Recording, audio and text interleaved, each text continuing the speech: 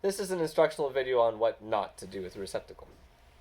Now when I was first checking out this receptacle in my place, I hooked up this indicator here and it was showing me that there was an open ground. So as you might be able to see here, open ground is indicated with a single light on in the middle, these two lights off. Now you can see I have it correctly wired as indicated with two lights on here and this light off. So the reason why the open ground was indicated here is that this ground wire was not hooked up to the receptacle. It was just loose.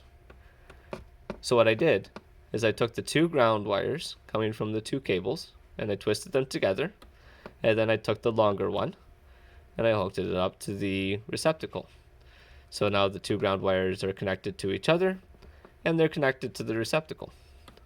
As you can see here, I have the wires, the white wires, hooked up to the proper side of the receptacle for the neutrals, and the two black wires, the hot, connected where they're supposed to be. So not only was the ground wire loose, but there's also no electrical box.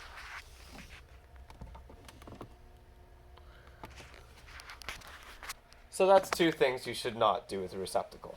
You should have an electrical box, and you should have it properly wired with the ground wire connected to the receptacle.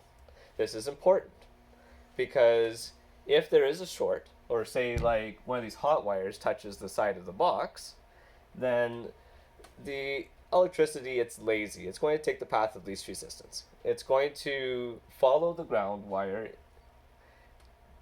safely back to its source. If it's not hooked up, you have a recipe for a fire. So another example of what not to do with a receptacle is what I did here. And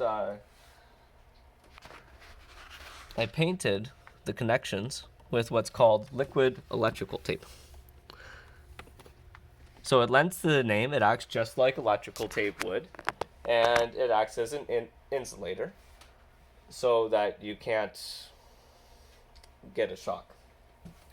So normally, if that wasn't on there, if I were to touch this hot wire and then touch the neutral wire, I would get electrocuted. But right now, as you can see, I have my finger and my thumb on the connections and nothing.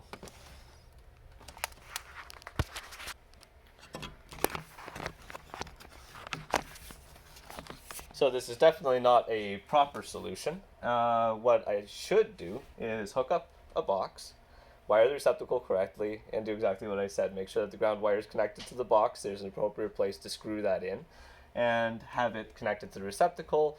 That way, if there is a short or something were to touch the side of the box, then the electricity is going to take the path of least resistance through the ground wire back to its source and not burn my place down.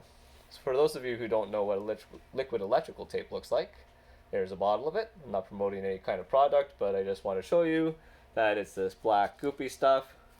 Comes with like a paintbrush in it, and you can just kind of paint that onto connections to insulate them, just like you would with electrical tape. Protect them from the elements, protect them from moisture, and keep things safe. So yeah, you should definitely not just paint that on the sides of your receptacle and not go put in a box or something. But yeah, pardon me while I put this all back together and call it good.